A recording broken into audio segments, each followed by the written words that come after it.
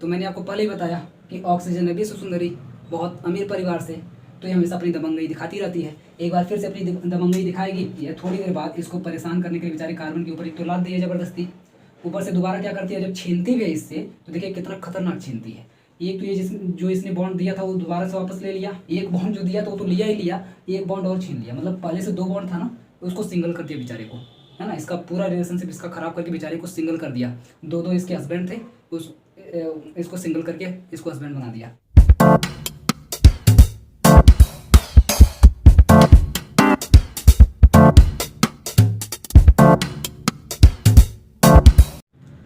Hello दोस्तों, स्वागत है आपका आपके अपने यूट्यूब चैनल ओसीसी बाय विपुल सर में। दोस्तों आज हम लोग पढ़ेंगे केमिस्ट्री का लेक्चर 3 के अंदर unit first molecular polarity and weak chemical forces हम लोग पढ़ रहे हैं, जिसके अंदर लेक्चर 3 आपका आ चुका है। 2 लेक्चर आपको ऑलरेडी मिल चुका है, ये तीसरा लेक्चर आपका है और ये बिल्कुल पेड क्लासेस चल रही है, जैसा कि आप लोगों को पता होगा। केमिस्ट्री के पेपर फर्स्ट की, जिसका नाम है फंडामेंटल्स ऑफ केमिस्ट्री, उसके अंदर लेक्चर 3 आपका ये रिकॉर्ड होने जा रहा है और ये आपको मिलने जा रहा है। आपको कैसे एडमिशन लेना, बस मैं एक छोटी सी इन्फॉर्मेशन दे दूं कि यहाँ पर जो नंबर लिखा है 7080884759, इसको आप लोग नोट कर लीजिए। इस पर सिंपली आपको व्हाट्सएप करके सारी जानकारी वहाँ से ले लेनी है कि कैसे एडमिशन आपको लेना है, कैसे पेमेंट करनी है, सब सारा कुछ वहाँ पे आपको बता दी जाएगा, क्या क्या सुविधाएं आपको मिलने वाली है। जैसा कि आप लोगों को पता होगा कि लेक्चर 2 के अंदर हम लोग ये टॉपिक पढ़ रहे थे, topic number first, unit first के अंदर जो आपका टॉपिक फर्स्ट है रेजोनेंस एंड रेजोनेंस एनर्जी, उस टॉपिक को हम लोग स्टार्ट किए थे। और उस टॉपिक के अंदर हम लोग टॉपिक तो देख ही लिए थे कि हमको पढ़ना है, इसके बाद आउटकम्स क्या क्या आने वाले हम लोग देख लिए थे। रेजोनेंस क्या होता है, व्हाट इज रेजोनेंस, बहुत ही बेहतरीन तरीके में पूरा टाइम लेकर के मैं बिल्कुल उसको कम से कम 15 से 20 मिनट में समझाया था, सिर्फ रेजोनेंस को।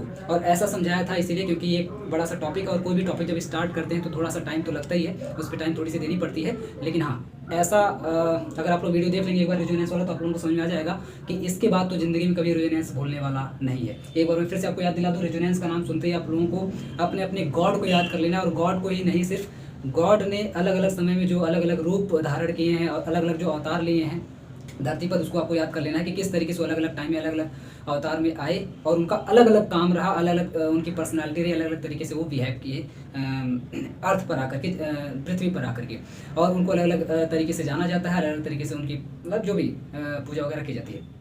तो सेम उसी तरीके से रेजोनेंस है। इसका मतलब कि रेजोनेंस के भी ढेर सारे रूप हैं। रेजोनेंस का मतलब ये होता है कि रूप समझिए कि अवतार लेना है ना, रेजोनेंस का मतलब ये होता है अवतार लेना। किसका अवतार लेना, तो यहाँ पे कोई भगवान नहीं आने वाले हैं, भगवान की जगह पे आने वाला है हमारा केमिस्ट्री के खतरनाक खतरनाक कंपाउंड्स आने वाले हैं, जो कि यहाँ पे ढेर सारे रूपों में अवतार लेकर के आपके सामने आने वाले हैं।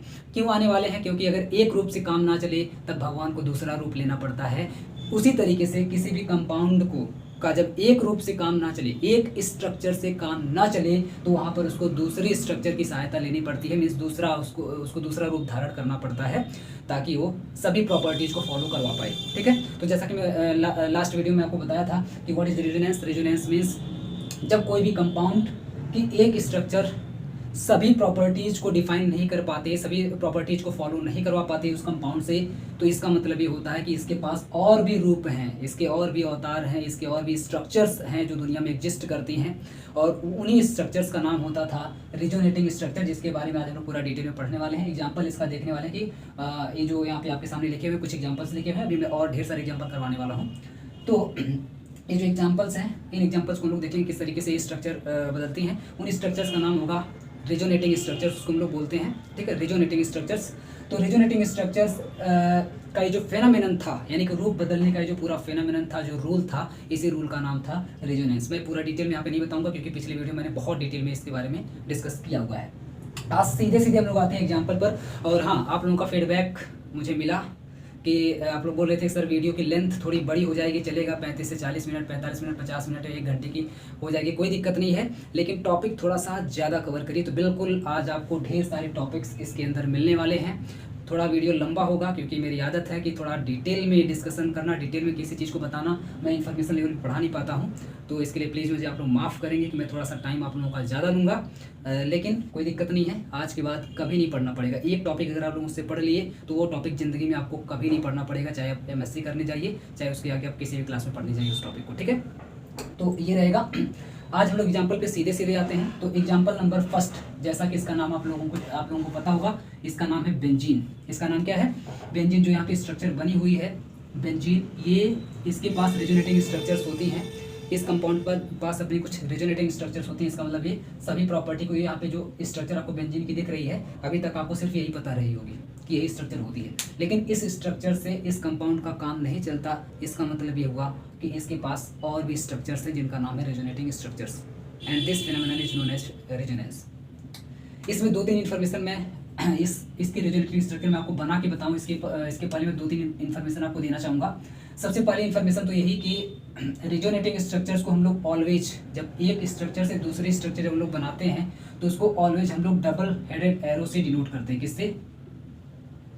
डबल हेडेड एरो, लिख लीजिएगा, डबल हेडेड एरो से डिनोट करते हैं। ठीक है, डबल हेडेड एरो से डिनोट करते हैं। पहली बात, पहली इन्फॉर्मेशन।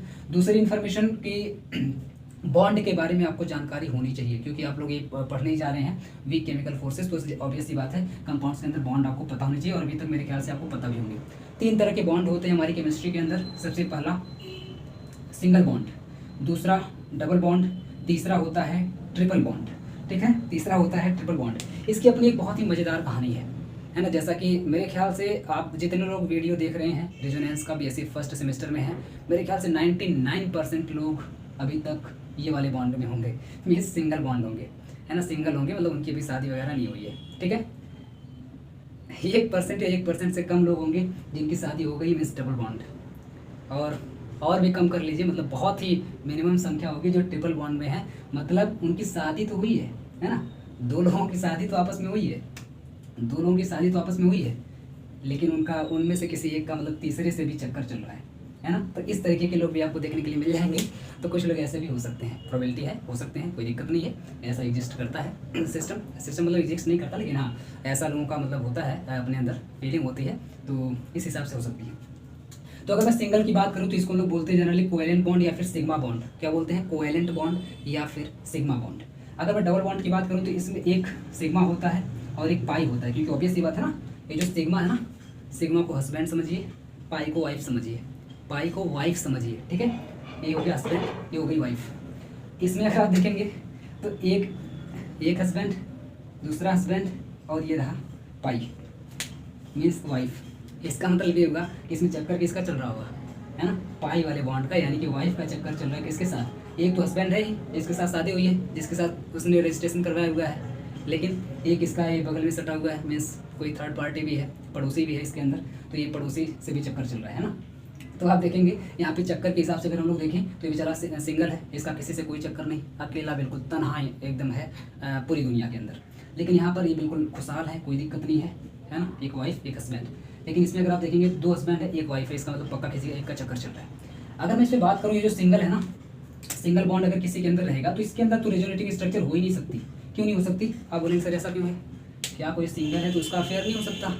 अरे भाई अगर अफेयर हुआ तो इसमें नहीं आ गया, वो डबल में नहीं आ गया, वो फिर तो डबल में आ गया ना, है ना। जैसे ही सिग्मा से एक पाई से अफेयर उसका चला, मीन्स किसी लड़की से अफेयर चला, फिर तो सिग्मा पाई हो गया ना, डबल बॉन्ड हो गया। तो जो सिंगल है वो तो लड़की के बारे में सोचता ही नहीं, बोलते मैं बाल ब्रह्मचारी हूँ, मतलब मैं लड़कियों से बहुत दूर रहता हूँ, ये लड़के की बात हो रही है।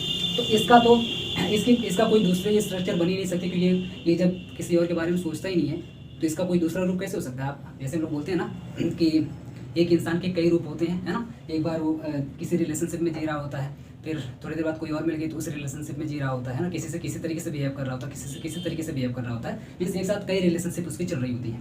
तो वही कॉन्सेप्ट यहाँ पर भी है। ठीक है, तो इसमें अगर आप देखेंगे तो इसमें सिग्मा का तो ठीक है, कोई दिक्कत नहीं, सिग्मा का कोई अफेयर नहीं रहता, लेकिन प्रॉब्लम ये आती है ना, ये जो पाई है मीन्स वाइफ। प्लीज़ जो लड़कियां देख रही हैं वीडियो, प्लीज़ इसको अन्यथा नहीं लेंगे, मैं बस केमिस्ट्री को थोड़ा सा मनोरंजक तरीके से पेश करने की कोशिश कर रहा हूँ, तो प्लीज़ मेरी रिक्वेस्ट रहेगी कि आप लोग प्लीज़ बुरा मत मानिएगा। ठीक है, चलिए आते हैं।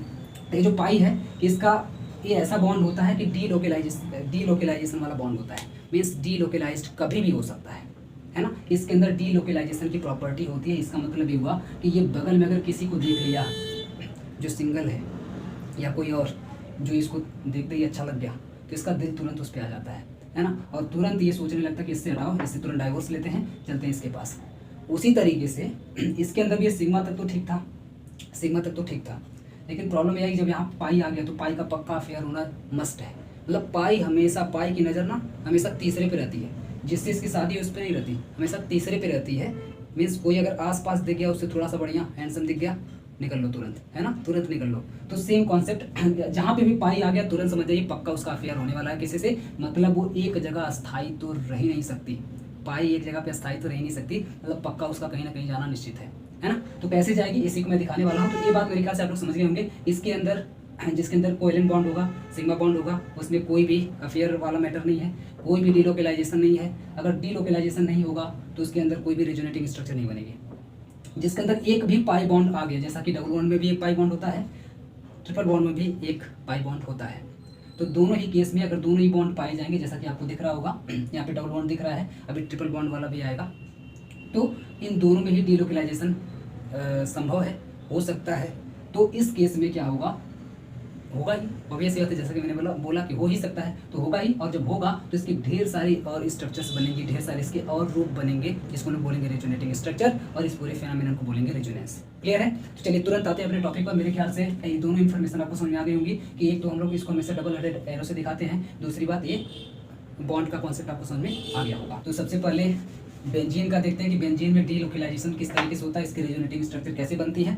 और बेंजीन आपके टॉपिक में मीन्स बेंजीन से सबसे ज़्यादा क्वेश्चंस बनाए गए हैं रेजोनेंस से। तो ये रहा डबल हेडेड एरो जिससे हम लोग दिखाते हैं। और इसमें ध्यान दीजिएगा, इसमें वाइफ कौन है, पाई बॉन्ड कौन है, डीलोकेलाइजेशन वाला कौन है, जिसका चक्कर चल सकता है। तो आप देखेंगे यहाँ पे देखिए डबल बॉन्ड है ना, तो पक्का ये कौन सा बॉन्ड होगा, पाई बॉन्ड होगा। यहाँ पर पाई बॉन्ड है, यहाँ पर पाई बॉन्ड है, ठीक है। तो 100% इसका किसी न किसी से फेयर होने वाला, बस कोई बगल में दिख जाए अच्छा सा। तो आप देखेंगे इसके इस वाले बॉन्ड यानी कि इस वाले पाई बॉन्ड की शादी इस वाले सिग्मा बॉन्ड से हुई है, सिग्मा बॉन्ड है, पाई बॉन्ड है। लेकिन प्रॉब्लम क्रिएट ये होती है कि यहाँ पर जो आपको कार्बन दिखाई दे रहा है यहाँ पर, है ना, ये थोड़ा सा ज़्यादा कार्बन, तो ऐसे तो आप देखेंगे कार्बन हमेशा ब्लैक होता है, किस कलर का होता है, ब्लैक होता है। लेकिन कई बार ना थोड़ा सा ज़्यादा सुंदर दिखने लगता है, जैसे ग्रेफाइट की तरह से, है ना। ये वाला जो कार्बन है थोड़ा सा ज़्यादा सुंदर है, ज़्यादा सुंदर में उतना काला नहीं है जितना काला होना चाहिए। तो ये वाला पाई बॉन्ड सोचता है उससे बेकार तो ये लग रहा है मेरा, ये जो सिग्मा है ये ज़्यादा बेकार लग रहा है। तो ये तुरंत डीलोकेलाइजेशन अपना शो करता है, मीन्स तुरंत इसका दिल इस वाले कार्बन पे आ जाता है और ये भाग करके चला जाता है, इसके पास कहता है मुझे रख लो, है ना, मैं तुम्हारे पास आ गई हूँ, अब तुम्हारे पास से कहीं नहीं जाऊँगी। तो ये बोलता है बिल्कुल आपका स्वागत है, मैं तो सिंगल कब से बैठा हुआ था, है ना। ये तुरंत इसके पास चला जाता है और जब चला जाएगा तो देखिए इसकी स्ट्रक्चर, इसकी फैमिली में पूरा मैटर गड़बड़ा जाएगा। और जब गड़बड़ा जाएगा तो ये वाला तो अभी ऐसे ही पड़ा है, इसका भी मन नहीं है जाने का और इसका भी मन नहीं है जाने का, तो कोई बात नहीं, इसको रहने देते हैं, अभी मन इसका बनाएंगे। तो यहाँ वाला जब पाई बॉन्ड उठ करके इसके पास आएगा तो याद रखिएगा एक बात कि जो लेता है मीन्स जिसके पास जाता है उसके ऊपर हमेशा आता है नेगेटिव चार्ज, और जो देता है मीन्स जिसके पास से जाता है यानी बेचारा वो हस्बैंड, उसके ऊपर हमेशा आता है पॉजिटिव चार्ज। और जो नया वाला अफेयर वाला जो लवर है उसके ऊपर हमेशा आता है नेगेटिव चार्ज, ये बात ध्यान रखिएगा। तो जो नया वाला वो कौन है, यहाँ है, तो इसके ऊपर कौन सा चार्ज आएगा, नेगेटिव चार्ज, क्योंकि ये ले रहा है। और ये भी तो बेचारा लुट गया, बर्बाद हो गया, यहाँ वाला कार्बन है ना, यहाँ वाला कार्बन तो बर्बाद हो गया क्योंकि यहाँ से उठ के भाग गया। ये इन दोनों के बीच में शेयरिंग थी लेकिन ये तो उठ के भाग गया। तो इसके ऊपर कौन सा चार्ज आया होगा, प्लस चार्ज, क्योंकि जो लुट जाएगा बेचारा हस्बैंड उसके ऊपर आएगा प्लस चार्ज, जिसका फ़ायदा होगा जिसके पास भाग के जाएगा यानी कि जो नया वाला फेयर है उसके ऊपर हमेशा आएगा नेगेटिव चार्ज। तो इसके ऊपर आ गया नेगेटिव चार्ज। तो अब क्या होगा, नेक्स्ट स्ट्रक्चर इसकी क्या बनेगी, नेक्स्ट स्ट्रक्चर ये बनेगी कि ये वाला जो कार्बन है जो थोड़ा सा ज़्यादा सुंदर था यानी कि नया वाला, वो बोलेगा यार मतलब कब तक मेरे सिर पे बैठी रहोगी, आओ इधर बगल में आओ और बढ़िया से मतलब रिलेशनशिप में अच्छे से रहते हैं। ये बोलता है बिल्कुल अच्छी बात है, चलो शादी कर लेते हैं। ये देखो ये देखिए गई शादी करने, और जब शादी करने जाएगी पाई बॉन्ड, ये पाई बॉन्ड जा रहे हैं ना, ये जो माइनस है ना पाई बॉन्ड समझिएगा, ये जा रहा है और यहाँ पे आएगा शादी करने। जब शादी करने आएगा तो ये देखिए इसकी शादी करवा देते हैं भाई, है ना। जब शादी करवा देंगे यहाँ पे यानी कि यहाँ पे शादी हो गई और यहाँ पे तो प्लस चार्ज ऑलरेडी था, इसको रहने देते हैं। जब यहाँ से इन दोनों की शादी हो गई यहाँ पे इस कार्बन की, तो हुई प्रॉब्लम ये कि जो बगल में जो पाई बॉन्ड था ना, ये वाला पाई बॉन्ड, ये सोचेगा यार ये देखो बगल में क्या चल रहा है, मेरा पड़ोसी तो मतलब नई वाली लेके आया, है ना, मेरा पड़ोसी नई वाली लेके आया तो मैं भी चेंज कर लेती हूँ। इसका भी मन डोल जाएगा, किस पे डोल जाएगा, ये भी अपने आसपास थोड़ा सा नज़र घुमाएगा तो देखेगा तो यहाँ पे तो शेयरिंग हो रही है, यहाँ पे तो जा नहीं सकते। तो इस तरफ जब ये वाला पाई बॉन्ड जब इस तरफ नज़र घुमाएगा देखेगा अरे वाह बगल में तो एक हस्बैंड सॉरी एक हैंडसम पड़ा हुआ है, तो तुरंत ये क्या करेगा, उड़ करके आ जाएगा इसके पास, है ना, भाग करके आ जाएगा इसके पास, बोलेगा मेरा है ना मुझे अपने पास रख लो। तो ये तुरंत उड़ करके इसके पास आ जाएगा, और जब इसके पास आ जाएगा तो फिर से वही बात, जिसके पास आया उसके ऊपर आएगा नेगेटिव चार्ज, यहाँ पे आ जाएगा नेगेटिव चार्ज, ठीक है। और क्योंकि ये यहाँ पे आ रहा था तो इसका तो मतलब बन ही गया इधर से, तो इसके ऊपर कोई चार्ज नहीं आएगा, यहाँ पे प्लस चार्ज भी रहेगा, ठीक है। और ये जब उठ करके यहाँ पे आएगा तो यहाँ पे आ गया नेगेटिव चार्ज। और ध्यान दीजिएगा यहाँ पर ये वाला जो पाई बॉन्ड है ये भी ऑलरेडी ऐसे ही पड़ा हुआ है, कोई दिक्कत वाली बात नहीं है, ठीक है। ये स्ट्रक्चर बन गई। इसके बाद देखिए नेक्स्ट स्ट्रक्चर क्या बनेगी। नेक्स्ट स्ट्रक्चर फिर से वही बनेगी कि जिस तरीके से यहाँ पर ये वाला कार्बन बोला था उसी तरीके से ये वाला कार्बन भी बोलेगा अरे यार मतलब मेरे सिर पे कब तक बैठी रहोगी, चलो आते हैं शादी करते हैं। तो ये फिर से शादी करने जाएगी यहाँ पे, तो यहाँ पे बना लेगा डबल बॉन्ड, अच्छे तरीके से इसकी भी शादी करवा देते हैं। तो यहाँ पे जैसे ही माइनस आकर के यहाँ से इसके साथ करेगा शादी, तो ये वाले का मन डोलेगा, फिर से कहेगा अरे देखो बगल में मेरे क्या चल रहा है, तो ये इसका भी मन डोलेगा और भी इधर तो जा नहीं सकता, इधर जाएगा इस वाले कार्बन के पास, ये देखिए उठ करके इसके पास आ जाएगा, तो इसके ऊपर आ जाएगा नेगेटिव चार्ज, है ना। और यहाँ पे होगा डबल बॉन्ड, और यहाँ पर ऑलरेडी एक डबल बॉन्ड बना हुआ था। अब अगेन वही काम होगा कि ये वाला कार्बन भी कहेगा चलो अपना प्रॉमिस मैं पूरा करता हूँ कि मैं तुमसे शादी करूंगा, प्रॉमिस किया था चलो पूरा करता हूँ, चलो शादी करते हैं। तो ये फिर से आएगा शादी करने यहाँ पे, जब शादी करने यहाँ पे आएगा तो मैं यहाँ बनाता हूँ इसका, ये देखिए डबल हेडेड में लगा रहा हूँ, है ना, आगे जगह नहीं तो मैं डबल हेडेड यहाँ पे लगा के लिख रहा हूँ। और ये देखिए इसकी स्ट्रक्चर कैसी हो जाएगी कुछ, तो इसकी स्ट्रक्चर यहाँ पर एक बॉन्ड था ही, कोई दिक्कत नहीं है, यहाँ पर एक बॉन्ड था ही, कोई दिक्कत नहीं है। और यहाँ पर जो माइनस जाकर के यानी कि जो पाई बॉन्ड जाकर के यहाँ पे बनाया था, तो ये देखिए यहाँ पर ये दोनों कर लिए शादी। और जैसे ही शादी किए तो ये वाला जो लूटा हुआ शुरू में, ये जो लूटा हुआ हस्बैंड था शुरू का, लूटा हुआ पति, इसके बीच में अभी यहाँ पे जो गया था ना, यहाँ से बॉन्ड उठ करके यहाँ से इसके बीच की जो शेयरिंग थी जो टूटी थी, जो इसका दिल टूटा था, इसके बगल में एक आ जाएगी पड़ोसन, है ना, नई वाली पड़ोसन आ जाएगी, तो इसका भी दिल बिल्कुल खुश हो जाएगा और इसके ऊपर जो प्लस चार्ज था वो गायब हो जाएगा, है ना, इसके ऊपर का प्लस चार्ज बिल्कुल गायब हो जाएगा और यहाँ पर स्ट्रक्चर आकर के रुक जाएगी। अब इसके आगे कहाँ स्ट्रक्चर बढ़ेगी, इसके आगे अगर आप बढ़ाना चाहेंगे तो फिर से वही बात है, फिर से उल्टा यहाँ पे आने लगेगी, ठीक है। तो आप देखेंगे कुछ यहाँ से लेकर के यहाँ तक ये जो बनी है ये इसकी रिजोनेटिंग स्ट्रक्चर है, ठीक है, ये इसकी रिजोनेटिंग स्ट्रक्चर है। मैं इसको मिटा देता हूँ, ये देखिए। तो आप देखें किस तरीके से पाई बॉन्ड की वजह से डीलोकलाइजेशन हुआ है, बार बार डीलोकलाइजेशन हुआ है, और बार बार डीलोकलाइजेशन होने की वजह से अलग अलग इसकी स्ट्रक्चर्स कई बार बनी हैं। एक यहाँ से यहाँ गया, यहाँ से यहाँ आया, यहाँ से यहाँ आया, यहाँ से यहाँ आया, फाइनली यहाँ पे आकर कि अगर आप देखेंगे तो इसी का उल्टा हो गया है। पहले इन दोनों के बीच में यहाँ बॉन्ड था, अभी यहाँ हो गया, ये देखिए यहाँ हो गया। पहले यहाँ बॉन्ड था, अब यहाँ हो गया, यहाँ हो गया। पहले यहाँ बॉन्ड था, अब यहाँ हो गया, ये देखिए यहाँ हो गया। तो मतलब ये पूरा घूम करके बदल गया है। और बेंजीन की इस तरह के स्ट्रक्चर को बोलते हैं केकुलेज स्ट्रक्चर। जो अभी यहाँ पे जितनी भी स्ट्रक्चर बनी, इसका एक नाम तो रिजोनेटिंग स्ट्रक्चर है ही, दूसरा नाम इसका है केकुलेज स्ट्रक्चर। दूसरा नाम इसका क्या है, केकुलेज स्ट्रक्चर, ठीक है। ये मैं क्यों बता रहा हूँ, तो इसलिए बता रहा हूँ क्योंकि एक और इसकी बेंजीन की स्ट्रक्चर होती है जिसको लोग बोलते हैं दीवार स्ट्रक्चर, है ना, DEWER, दीवार स्ट्रक्चर भी इसकी एक होती है। मैं उसको बना के दिखा दे रहा हूँ क्योंकि ये पाया गया कि केकुले की स्ट्रक्चर दीवार के स्ट्रक्चर से ज़्यादा स्टेबल थी, और केमिस्ट्री में जो ज़्यादा स्टेबल जिसकी स्ट्रक्चर जिसकी थियरी ज़्यादा स्टेबल रहती है उसी को ज़्यादा मान्यता दिया जाता है, उसी को पढ़ा जाता है, ठीक है। तो दीवार की स्ट्रक्चर मैं आपको दिखा देता हूँ, लेकिन हाँ इसकी मान्यता उतनी नहीं है, मतलब ये उतनी अच्छी नहीं है जितनी अच्छी केकुले की स्ट्रक्चर है। और यही आपसे बार बार पूछा जाएगा, दीवार की स्ट्रक्चर आपसे पूछी नहीं जाएगी, लेकिन मैं फिर भी आपको बता देता हूँ, ठीक है। कैसे बनती है इसको आप लोग छाप लीजिए फटाफट से, है ना। मैं इसको मिटाने जा रहा हूँ क्योंकि मेरे पास जगह की कमी है, तो मैं मिटा के आपको बनाऊंगा, लेकिन हाँ आप लोग इसको छापते चले जाइएगा। चलिए मैं जल्दी से दीवार स्ट्रक्चर बना के दिखा देता हूँ। दीवार स्ट्रक्चर कैसी बनती है बेंजीन की, ये हो गई केकुले की स्ट्रक्चर। और इसे याद रखिएगा, ये जो रिजोनेटिंग स्ट्रक्चर होती है ना, या जो केकुले की स्ट्रक्चर है, इसी का एक और नाम होता है कैनोनिकल स्ट्रक्चर। क्या नाम होता है, कैनोनिकल स्ट्रक्चर, ठीक है। याद रखिएगा रिजोनेटिंग स्ट्रक्चर का ही एक और दूसरा नाम भी होता है कैनोनिकल स्ट्रक्चर। तो अगर कहीं भी आपको लिखा हुआ मिल जाए कैनोनिकल स्ट्रक्चर, या फिर एग्जाम में लिखा हुआ मिल जाए कैनोनिकल स्ट्रक्चर, तो आप लोग बिल्कुल मत घबराइएगा, वो आपसे रिजोनेंस ही पूछ रहा है, क्योंकि रिजोनेंस के अंदर जो स्ट्रक्चर बनती हैं उसी का दूसरा नाम होता है कैनोनिकल स्ट्रक्चर भी, या फिर रिजोनेटिंग स्ट्रक्चर होता है, ठीक है। तो ये नाम भी आप लोग याद रखेंगे। चलिए मैं दीवार स्ट्रक्चर आपको दिखा दे रहा हूँ, ये कैनोनिकल नहीं है, मैं दीवार आपको दिखाने जा रहा हूँ। तो दीवार क्या होती है, साफ साफ आपको दिखाई देगी।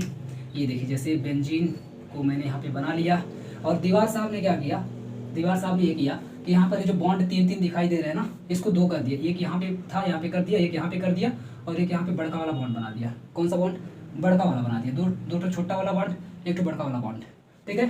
फिर इन्होंने क्या किया, फिर बुद्धि लगाया, और बुद्धि लगा करके इन्होंने फिर से ये देखिए एक बड़का वाला बॉन्ड, एक छोटका वाला, एक छोटका वाला, इस दो छोटका वाला एक बड़का वाला।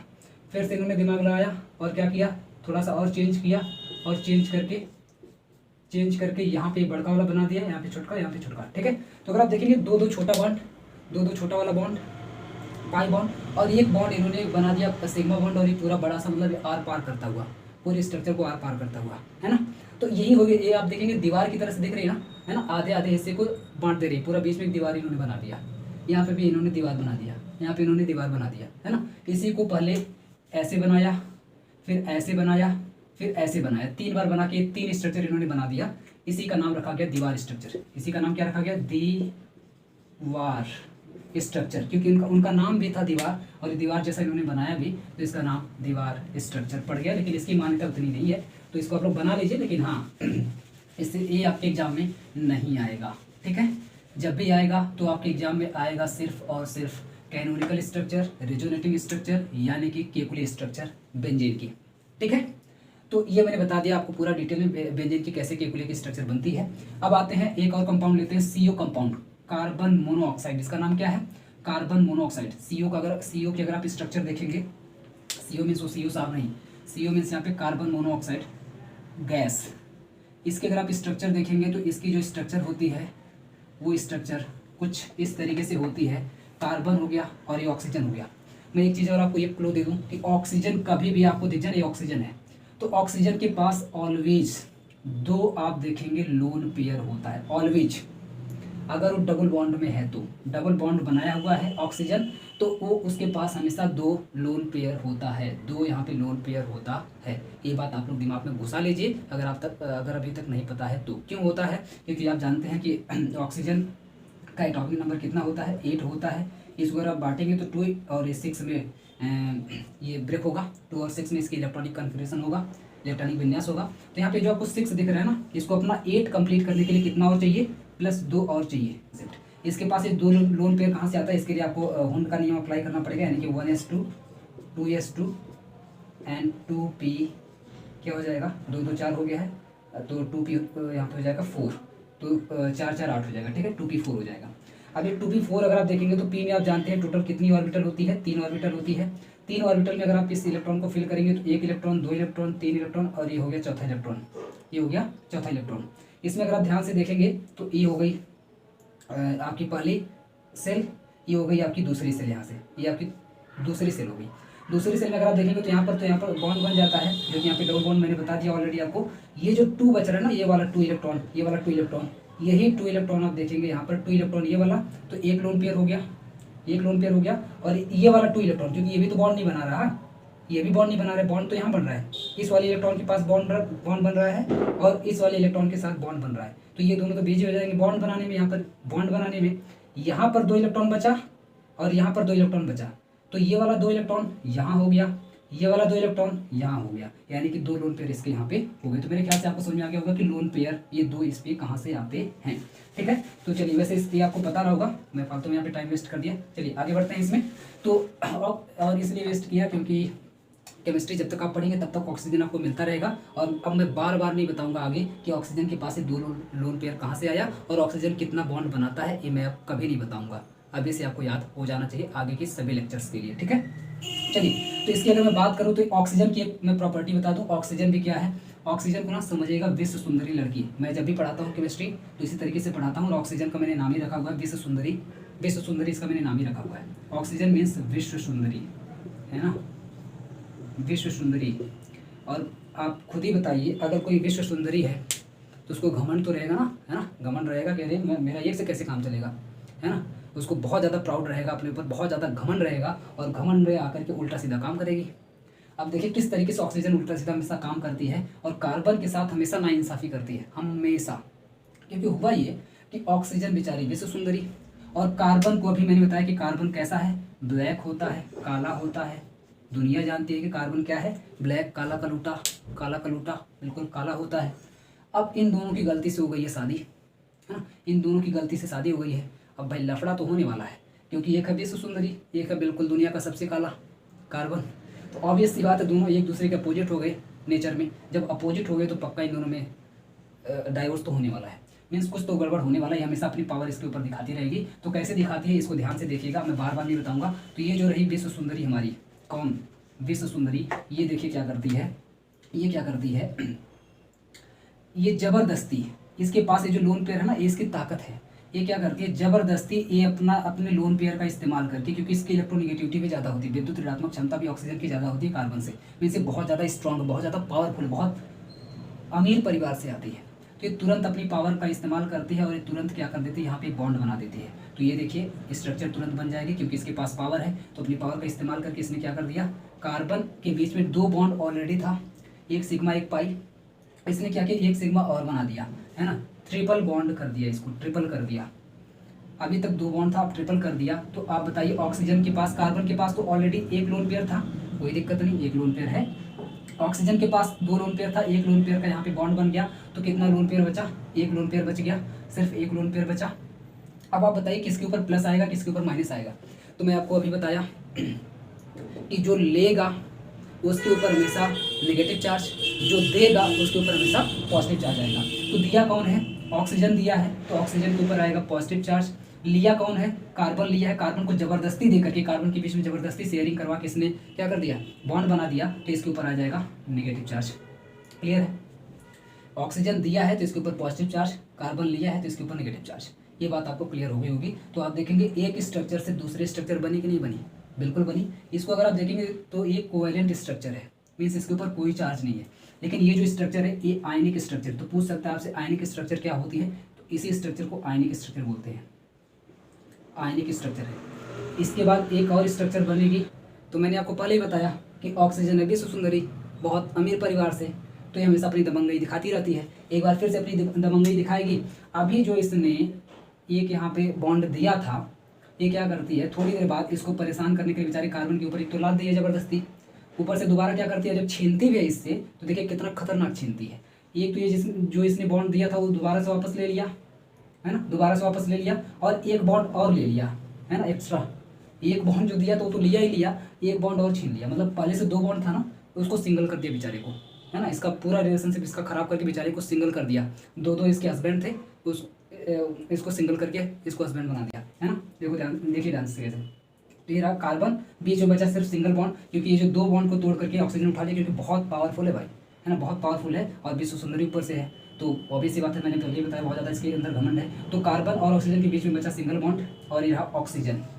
अब आप बताइए कि ये जब एक बॉन्ड टूटा होगा, ये वाला बॉन्ड, तो फिर से अपनी नॉर्मल कंडीशन में आ गया होगा, नॉर्मल कंडीशन में आ गया होगा, मीन्स ना ही ऑक्सीजन के ऊपर कोई चार्ज, ना ही कार्बन के ऊपर कोई चार्ज, ठीक है, मतलब ये दोनों ही चार्ज गायब हो गए होंगे।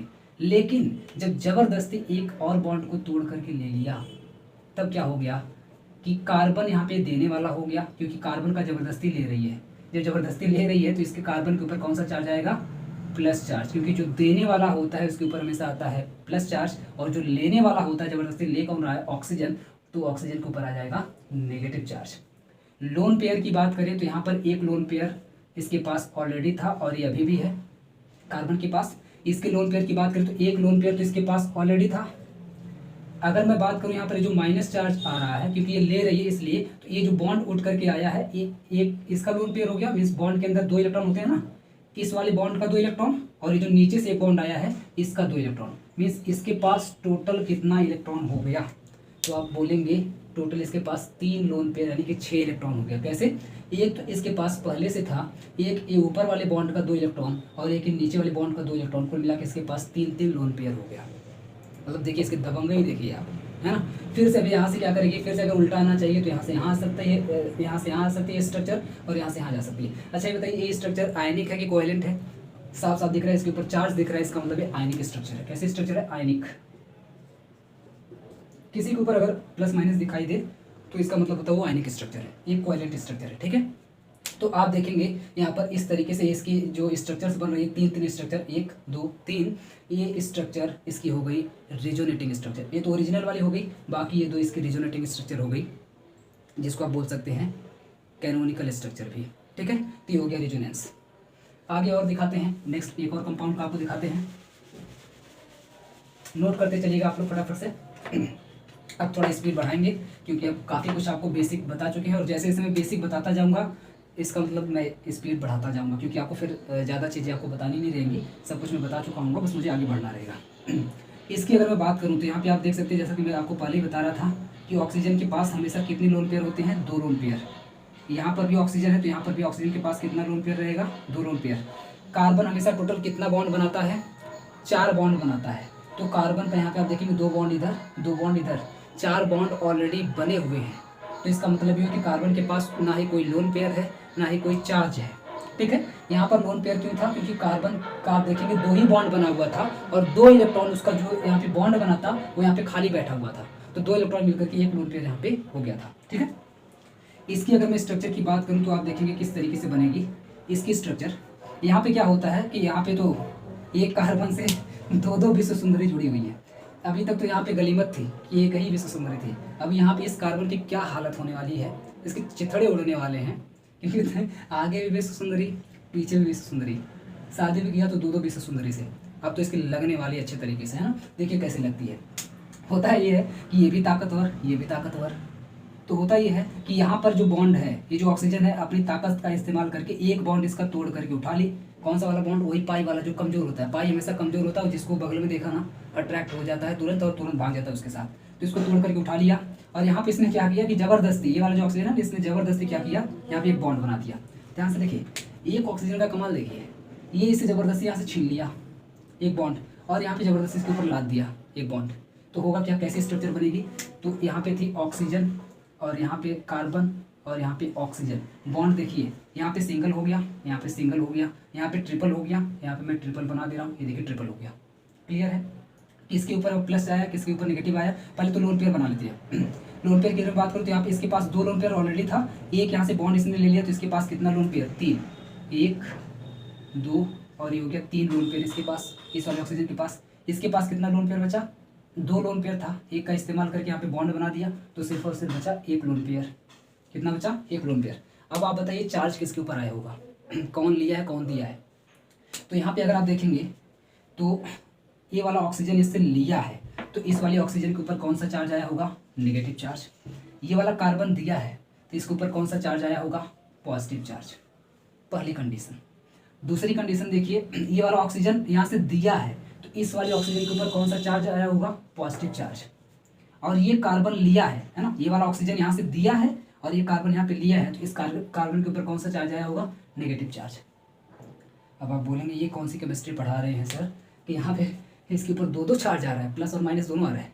तो आप लोग मैथ में पढ़े होंगे कि अगर एक बार +2 आ जाए और एक बार -2 आ जाए तो ये दोनों कट जाता है, यानी कि प्लस माइनस ऑलवेज हमेशा कट करके 0 हो जाते हैं। क्या हो जाते हैं, 0 हो जाते हैं। तो ये दोनों यहाँ पे कट जाएगा, मीन्स यहाँ पे कोई भी चार्ज कार्बन के ऊपर नहीं बचेगा, कार्बन के ऊपर कोई भी चार्ज नहीं बचेगा। जब कोई चार्ज नहीं बचेगा तो ये बन जाएगी हमारे सामने स्ट्रक्चर। अब क्या करिए, एक और स्ट्रक्चर बनाने के लिए इसी स्ट्रक्चर को घुमा दीजिए। देखिए मैं यहाँ पे कैसे घुमा रहा हूँ, ये लगाया मैंने डबल हेडेड एरो और इसी को घुमा दीजिए। कैसे, एक ऑक्सीजन, कार्बन और यह ऑक्सीजन। अभी इसी कंडीशन को पलटी मार दीजिए, मीन्स इसके पास 3 लोन पेयर था ना, तो इधर वाले के पास 3 लोन पेयर कर दीजिए, यानी कि 1 2 3 लोन पेयर। ट्रिपल बॉन्ड इधर था, इधर बना दीजिए। सब कुछ मतलब पलटी मारना है। इसके पास ट्रिपल था, मतलब इस वाले को इधर कर दीजिए, इस वाले को इधर कर दीजिए, इसका डबल बॉन्ड इधर कर दीजिए, इसका प्लस चार्ज इधर कर दीजिए, प्लस चार्ज इधर कर दीजिए और इसका माइनस चार्ज इधर कर दीजिए, माइनस चार्ज इधर कर दीजिए और यहाँ पे सिंगल बॉन्ड था, सिंगल बॉन्ड यहाँ बना दीजिए। अब देखिए इसी का उल्टा हुआ कि नहीं, ये यहाँ पे सिंगल था हमने ट्रिपल कर दिया, यहाँ पे ट्रिपल था हमने सिंगल कर दिया, यहाँ पे पॉजिटिव था हमने नेगेटिव कर दिया, यहाँ पे नेगेटिव था हमने पॉजिटिव कर दिया, यहाँ पे 3 लोन पेयर था हमने 1 लोन पेयर कर दिया, यहाँ पे 1 लोन पेयर था हमने 3 लोन पेयर कर दिया। मतलब इसी को पलटी मार दिया। जब पलटी मार दिया तो एक और स्ट्रक्चर यहाँ पे बन गई। तो ये जो स्ट्रक्चर्स बन रही हैं, इन्हीं स्ट्रक्चर्स का नाम है कैनोनिकल या फिर रेजोनेटिंग स्ट्रक्चर। ओके, आगे बढ़ते हैं। मेरे ख्याल से आपको समझ आ गया होगा। अगर समझ नहीं है तो आप लोग कमेंट करिएगा, मैं अगेन नेक्स्ट वीडियो में बता दूंगा।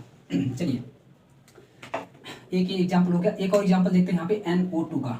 यहाँ पे ये आपका कार्बन डाइऑक्साइड था, कार्बन डाइऑक्साइड 2 ऑक्सीजन है, इसका ये था CO2 आपका, ये CO2 की स्ट्रक्चर थी और ये कार्बन डाइऑक्साइड के बारे में मैंने आपको बता दिया। अब यह है NO2, इसका नाम क्या है, NO2। NO2 की स्ट्रक्चर कुछ ऐसी होती है, देख लीजिएगा। इसमें मैं आपको बता दूँ कि नाइट्रोजन हमेशा 3 बॉन्ड बनाता है। कितना बॉन्ड बनाता है, 3 बॉन्ड बनाता है। लेकिन यहाँ पे देखेंगे आप तो 2 ही बॉन्ड बना है, एक यहाँ पे कोऑर्डिनेशन बॉन्ड बन गया है, ठीक है, जो कि दोनों ही इलेक्ट्रॉन नाइट्रोजन दे रहा है, नाइट्रोजन से ऑक्सीजन छीन रहा है। और इस केस में नाइट्रोजन के पास एक यहाँ पे फ्री रेडिकल बन जाता है, मीन्स एक इलेक्ट्रॉन खाली बच जाता है बेचारा सिंगल, इसका साथ देने वाला भी कोई नहीं है। इस केस में आप देखेंगे ऑक्सीजन को भी मैंने क्या बताया, विश्व सुंदरी, कार्बन को मैंने क्या बताया, काला कलूटा, ब्लैक वाला।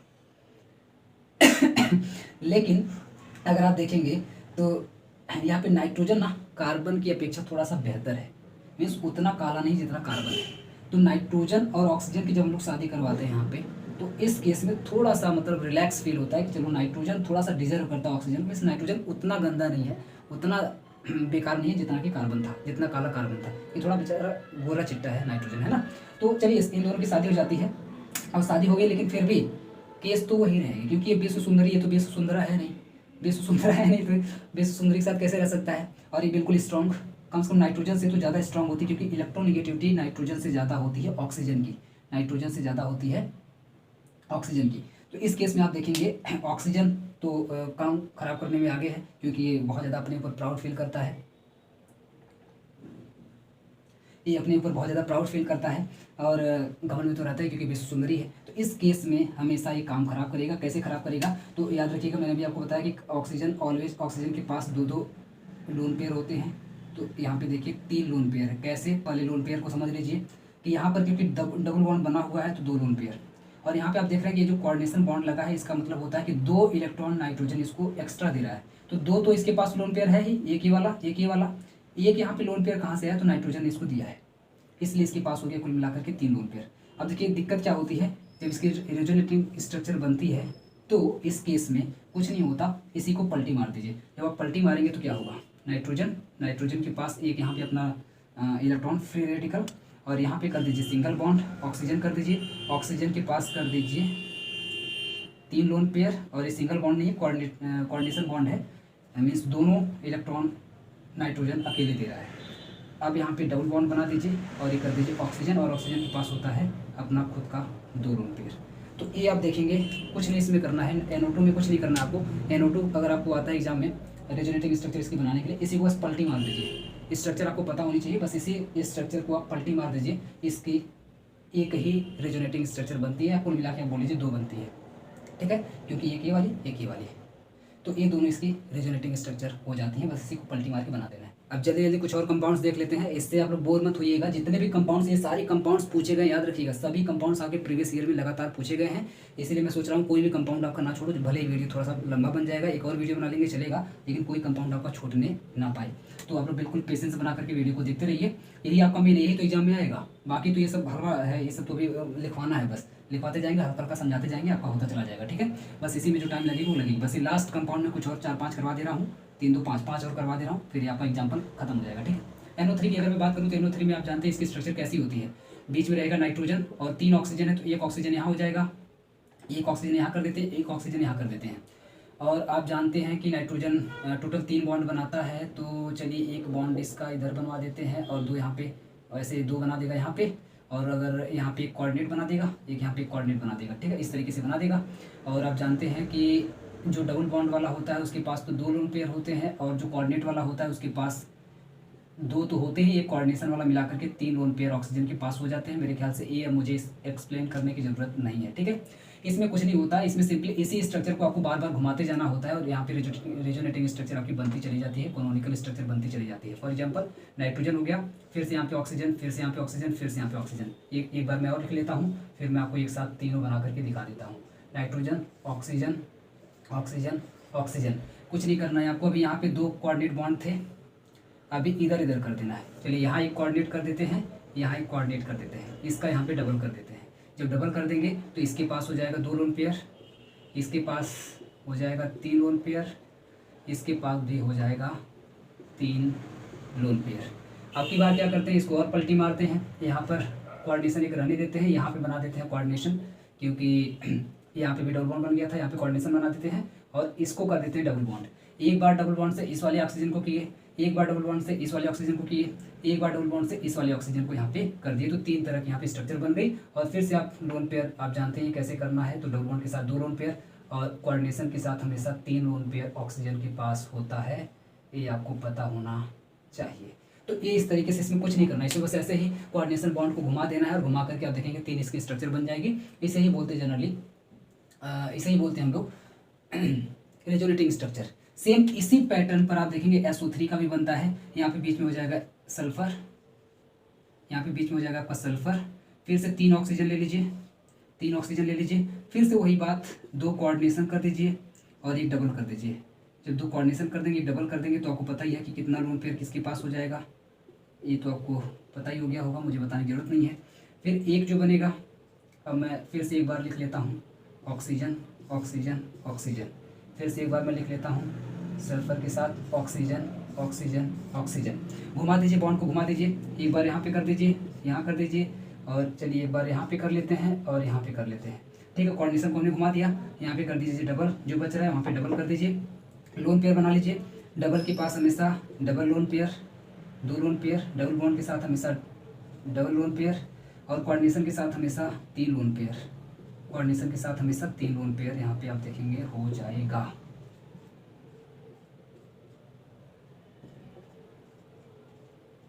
ठीक है, तो ये देखेंगे आप सेम टू सेम बिल्कुल जैसे NO3 का होता है उसी तरीके से SO3 का भी हो जाता है, इसी तरीके से बन जाता है। एक और मैं यहाँ पे चीज़ बता दूँ, अगर मान लीजिए कभी आपको ऐसा दे दे कि NO3 के ऊपर एक माइनस दे दे या एक प्लस दे दे, मतलब कोई चार्ज लगा के दे दे, SO3 के ऊपर एक माइनस या प्लस लगा करके दे दे, आपको कुछ नहीं करना, आपको यहाँ पर ऐसे बनाना है स्क्वायर ब्रैकेट, सभी फिगर में आपको बनाना है स्क्वायर ब्रैकेट इस तरीके से, और यहाँ पर जो भी चार्ज दिया रहेगा, जैसे माइनस दिया तो माइनस आप लगा दीजिए, माइनस दिया तो माइनस यहाँ पे सभी के ऊपर स्क्वायर ब्रैकेट बना के लगा दीजिए। यहाँ पर भी अगर दिया है तो यहाँ पर भी कुछ नहीं करना, आपको ऐसे स्क्वायर ब्रैकेट बनाना है, स्क्वायर ब्रैकेट बनाना है और बना करके यहाँ पे चार्ज जो भी चार्ज दिया है उसको यहाँ पे लगाते हुए चले जाना है। बाकी सेम स्ट्रक्चर रहेगी, कोई भी इसमें परिवर्तन या चेंजेस नहीं आएंगे। ठीक है, तो मेरे ख्याल से ये बात आप लोग समझ गए होंगे। 2 की स्ट्रक्चर हो गई। अब आते हैं, चलिए एक और इसी में बता देते हैं, जगह है अभी, एक और इसी में बता देते हैं, NO2 को बता देते हैं। NO2 के ऊपर आप देखेंगे यहाँ पे एक माइनस मैंने लगा के रखा हुआ है, ये माइनस चार्ज है। ठीक है, ये माइनस चार्ज है, तो इसका उसी तरीके से करेंगे हम लोग। यहाँ पे NO2 है तो नाइट्रोजन, वैसे NO2 का मैंने अभी बता दिया आपको कि NO2 का क्या होता है, 2 ऑक्सीजन है तो 1 ऑक्सीजन इधर रखिए, 1 ऑक्सीजन इधर रखिए।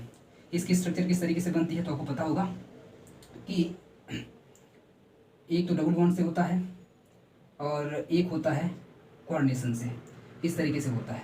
तो एक यहाँ पे हो जाएगा आपका 2 लोन पेयर, एक के पास हो जाएगा यहाँ पे अपना 3 लोन पेयर, और इसके ऊपर हो जाएगा आपका माइनस चार्ज। इसी को घुमा दीजिए, घुमा देंगे तो क्या हो जाएगा, नाइट्रोजन ऑक्सीजन ऑक्सीजन, कोऑर्डिनेशन इधर कर दीजिए, फिर से हो जाएगा इधर इसके पास 3 लोन पेयर और इसके पास क्या हो जाएगा 2 लोन पेयर, इसके पास हो जाएगा 2 लोन पेयर और ये हो जाएगा डबल बॉन्ड से। तो कुछ नहीं करना, और इसके ऊपर भी लगा दीजिए माइनस चार्ज, माइनस चार्ज यहाँ पे दिया हो तो माइनस चार्ज यहाँ पे भी आप लगा दीजिए। तो आप बताइए इसमें इतने स्ट्रक्चर में कोई दिक्कत, मेरे ख्याल से कोई दिक्कत नहीं होगी, सबके सब आसान है। बच रही 2 N2O और O3, तो पहले मैं O3 बता देता हूँ, फिर मैं N2O को लास्ट में बताऊंगा क्योंकि N2O की थोड़ी सी आपकी डिफिकल्ट पड़ेगी as compare to other structures. अब O3 के स्ट्रक्चर को देख लेते हैं। O3 की स्ट्रक्चर आप लोग जानते हैं किस तरीके की होती है, तो 3 बार O है ना, तो 3 बार O बना लीजिए। ये देखिए 3 बार O हमने बना लिया, फिर हमने 3 बार O बना लिया, और फिर हमने 3 बार O बना लिया, और सभी के बीच में हम लोग यहाँ पे डबल हेडेड एरो लगा दिए। ठीक है, अब किस तरीके से इसका बॉन्ड बनता है ध्यान से देखिएगा। तो इसकी पहले मैं हाइब्रिड स्ट्रक्चर बना देता हूँ कि हाइब्रिड स्ट्रक्चर कैसे बनती है, फिर उसको मैं घुमा करके 2 बार बना दूंगा। जैसे यहाँ पर एक इस तरीके से सिंगल बॉन्ड रहेगा, और जो डबल बॉन्ड इसका होता है वो दोनों तरफ जब हाइब्रिड बनता है तो डैश डैश करके इसको बनाया जाता है, मीन्स थोड़ा थोड़ा दोनों तरफ डबल बॉन्ड बना हुआ है। अब नेक्स्ट स्ट्रक्चर में आपको सिंपली क्या कर देना है, यहाँ पे जो डबल बॉन्ड दिख रहा है ना, एक एक को पक्का कर दे जाना, मीन्स इसका डबल बॉन्ड को पूरा कर देते हैं। जैसे जो अभी डैश डैश करके बना था, इसको हमने पूरा बना दिया, तो इधर क्या बचेगा, सिंगल बचेगा, क्योंकि एक बार में एक ही तरफ डबल बॉन्ड बन सकता है। अब इसी को पलटी मार दीजिए, अब इधर एक बार पूरा बना दीजिए, जैसे यहाँ पे भी डैश डैश था, इसको एक बार पूरा बना दीजिए, इधर एक बार सिंगल बना दीजिए। तो इस तरीके से आप देखेंगे यहाँ पे O3 की भी स्ट्रक्चर बन करके तैयार हो जाती है, रेजोनेटिंग स्ट्रक्चर या फिर हाइब्रिड स्ट्रक्चर इसको लोग बोलते हैं। बाकी ये दोनों यहाँ पे रेजोनेटिंग स्ट्रक्चर या फिर कैनोनिकल स्ट्रक्चर बन जाती है। ठीक है, अब हम लोग देख लेते हैं N2O की स्ट्रक्चर को। N2O की स्ट्रक्चर को देखो तो 2 बार इसमें N है, तो 2 बार N बना लीजिए, 2 बार N और 1 बार O बना लीजिए। फिर से एक इसकी स्ट्रक्चर बनेगी, तो फिर से 2 बार N बना लीजिए और यहाँ पर 1 बार O बना लीजिए, और नेक्स्ट एक और इसकी स्ट्रक्चर बनेगी, तो इसमें आप लोग फिर से 2 बार N बना लीजिए और 1 बार O बना लीजिए। अब देखिए बॉन्ड किस तरीके से इसके अंदर बनता है, तो सबसे पहले तो दोनों के अंदर डबल बॉन्ड बना लीजिए। ठीक है, अब देखिए जब डबल बॉन्ड आप बनाएंगे तो हमेशा डबल बॉन्ड के साथ आप जानते हैं ऑक्सीजन के पास क्या होता है, 2 लोन पेयर होता है। इसके पास है बीच में इसके पास कोई भी लोन पेयर नहीं बचेगा। जब यहाँ पे आप देखेंगे तो इसके पास टोटल 3 लोन पेयर बचेगा, क्योंकि ये किनारे है और दोनों तरफ से बॉन्ड नहीं बना रहा है। इस केस में आप क्या करेंगे, यहाँ पर जो इसका एक दिख रहा है आपको लोन पेयर, इससे यहाँ पे बनवा देना है आपको ट्रिपल बॉन्ड। तो इस बार यहाँ पे बनवा दीजिए ट्रिपल बॉन्ड। यहाँ पे कितना बचा, 2 लोन पेयर बचा, 2 लोन पेयर यहाँ पे उतार लीजिए। इसके बाद आप देखेंगे ये दिया है, ये दिया है तो इसके ऊपर आएगा प्लस चार्ज, ये लिया है तो इसके ऊपर आएगा नेगेटिव चार्ज, ठीक है। इसके बाद यहाँ पे आप देखेंगे double bond, same to same ऐसे ही है। इसका एक बॉन्ड तोड़ करके इसको दे दीजिए तो यहाँ पे बन जाएगा सिंगल बॉन्ड। और इसके पास अभी था 2 लोन पेयर, अब हो जाएगा 3 लोन पेयर। कितना हो जाएगा, 3 लोन पेयर इसके पास हो जाएगा। और आप देखेंगे फिर से वही बात कि ये दिया है तो इसके ऊपर आएगा प्लस चार्ज, और ये लिया है तो इसके ऊपर आएगा नेगेटिव चार्ज। तो ये फिर से हो जाएगा कैंसिल, इसके ऊपर कोई भी चार्ज नहीं बचेगा, इसके ऊपर प्लस इसके ऊपर माइनस बच जाएगा। नेक्स्ट वाले में क्या करिए, फिर से अभी इसने जो एक लोन पेयर लिया है यानी कि जो माइनस चार्ज है, इससे फिर से यहाँ पे बनवा दीजिए डबल बॉन्ड। यहाँ पे बन गया डबल बॉन्ड और इसके पास बचा सिर्फ और सिर्फ 2 लोन पेयर, क्योंकि एक लोन पेयर का इसने डबल बॉन्ड यहाँ पे बना दिया।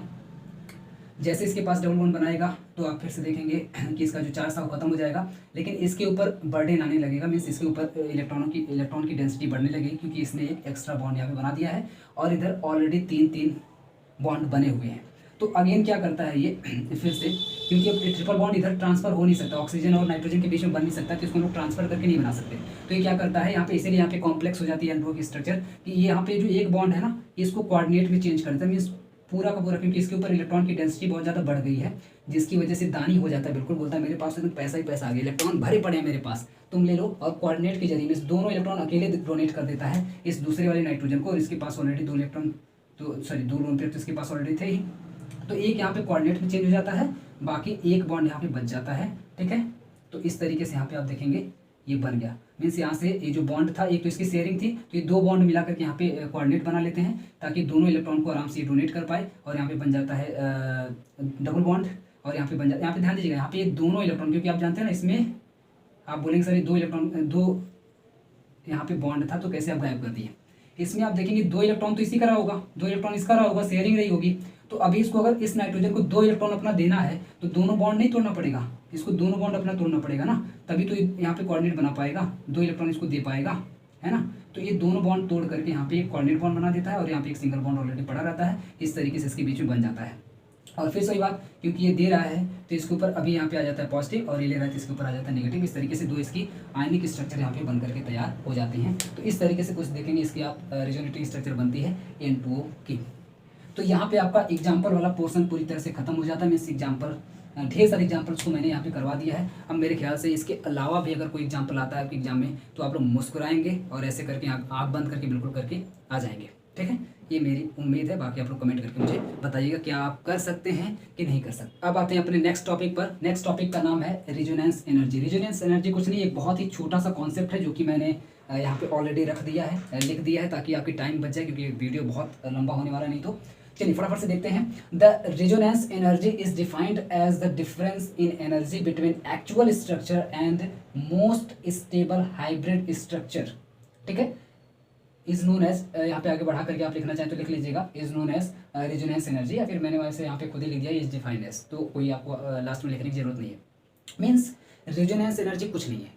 आप ये सोचिए कि जैसे मैं अभी यहाँ पे बता रहा था कि ढेर सारी स्ट्रक्चर्स बनती हैं, जैसे मान लीजिए बेंजीन की मैं आपको ढेर सारी केकुलिक स्ट्रक्चर मैंने बना के आपको दिखाया, ढेर सारे रेजोनेटिंग स्ट्रक्चर मैं आपको बना के दिखाया। तो आप उस टाइम जब मैं रेजोनेंस पढ़ा रहा था, आप याद करिए मैं बताया था कि इसमें से कोई भी स्टेबल स्ट्रक्चर नहीं है। जो भी मैं बेंजीन की ढेर सारी स्ट्रक्चर जो मैं बनाया हुआ था, तो बेंजीन की मैं बताया था कोई भी इसमें से स्टेबल स्ट्रक्चर नहीं है ना। ढेर सारी मैं घुमा घुमा के इसको बनाया था, तो उसमें मैंने आपको बताया था कि इसमें से कोई भी इसकी एक्चुअल स्ट्रक्चर नहीं, मीन्स ओरिजिनल वाली स्ट्रक्चर कोई भी नहीं है, कोई भी नहीं है। ध्यान से अगर आप देखेंगे तो कोई भी उसकी एक्चुअल स्ट्रक्चर नहीं थी। इस तरीके से मैं यहाँ पे घुमा घुमा के आपको बना करके दिखाया था।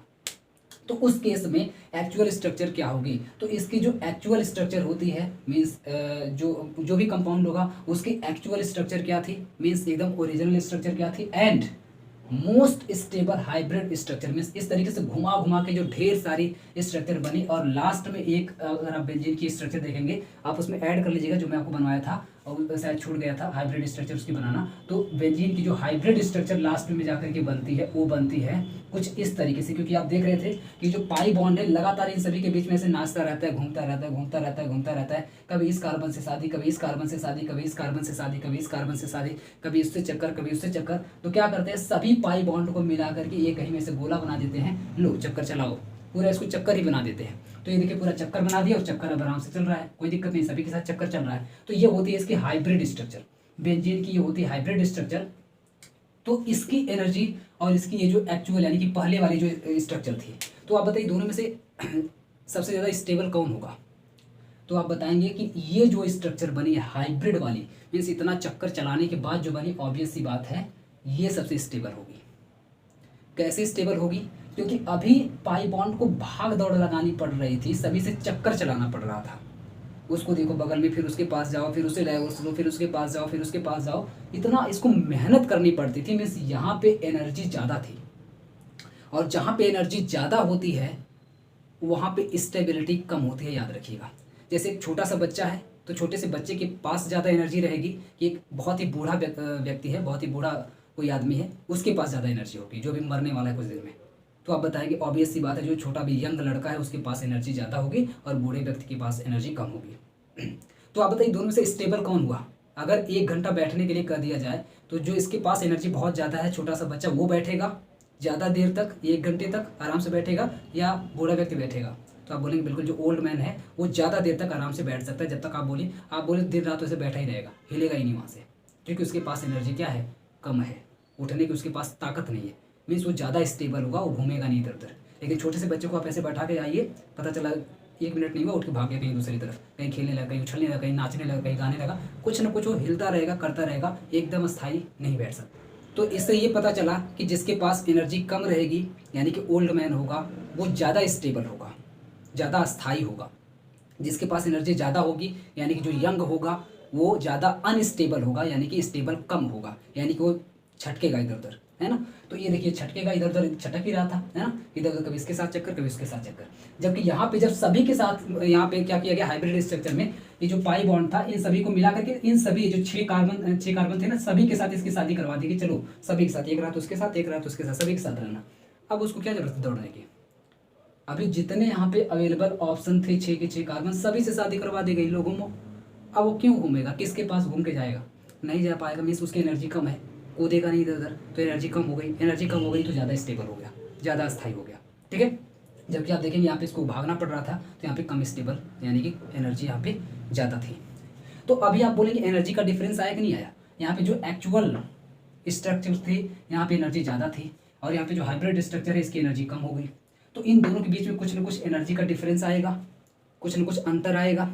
इसी डिफरेंस को बोलते हैं रिजोनेंस एनर्जी। इन दोनों के बीच में जो एनर्जी का डिफरेंस आएगा, मीन्स हाइब्रिड में बदलने के बाद, सभी से शादी करवाने के बाद जितनी एनर्जी कम हुई, उसी एनर्जी को बोलेंगे रिजोनेंस एनर्जी, ठीक है। तो इसको डिफाइन कैसे करेंगे? सेम इसी तरीके से करेंगे। ये रही आपकी एक्चुअल वाली स्ट्रक्चर और ये रही आपकी हाइब्रिड वाली स्ट्रक्चर। तो कैसे डिफाइन करेंगे? The resonance energy is defined as the difference in energy. इसमें तो एनर्जी में डिफरेंस किसके बीच में? तो बिटवीन एक्चुअल स्ट्रक्चर मीन्स ये वाली structure and most stable hybrid structure means ये वाली स्ट्रक्चर। तो दोनों के बीच में जो डिफरेंस आएगा उसे ही बोलते हैं रिजोनेंस एनर्जी। तो एक बार मैं फिर से बोल दूं, the resonance energy is defined as the difference in energy between actual structure and most stable hybrid structure, ठीक। इसे आप लोग नोट कर लीजिए। और इसको लोग किस में रिप्रेजेंट करते हैं, किस में दिखाते हैं, किस में इसको एक्सप्रेस करते हैं, या फिर किस में इसको मेजर करते हैं? तो kilogram joule per mole, kilogram joule per mole of kilo calorie mole, यानी कि किलो कैलोरी मोल में जो इसकी एनर्जी होगी उसका निकालेंगे किलोग्राम जूल पर मोल, इसी में इसको मेजर करेंगे इसकी एनर्जी को। तो इतना आप लोग लिख देंगे, मेरे ख्याल से रेजोनेंस एनर्जी में आपका काफ़ी हो जाएगा। अब समझते हैं कि ये जो टाउटोमेरिज्म है इसका कॉन्सेप्ट क्या है। इसका कॉन्सेप्ट आप देखेंगे जनरली अगर कभी पूछा भी जाता है तो रेजोनेंस से रिलेट करके पूछा जाता है कि रेजोनेंस क्या है और टाउटोमेरिज्म क्या है, what is the difference between resonance and tautomerism, ठीक। दोनों को रिलेट करके पूछा जाता है। तो मैंने यहाँ पे 4 पॉइंट्स टोटल बना दिए हैं आपको कि अगर आपके एग्जाम में अगर ऐसा अगर क्वेश्चन आ जाता है तो आप रिलेट करके किस तरीके से लिख पाएंगे, या फिर अगर ऑप्शनल क्वेश्चन भी आते हैं तो दोनों में आप डिफरेंशिएट किस तरीके से कर पाएंगे एमसीक्यू में भी, ठीक।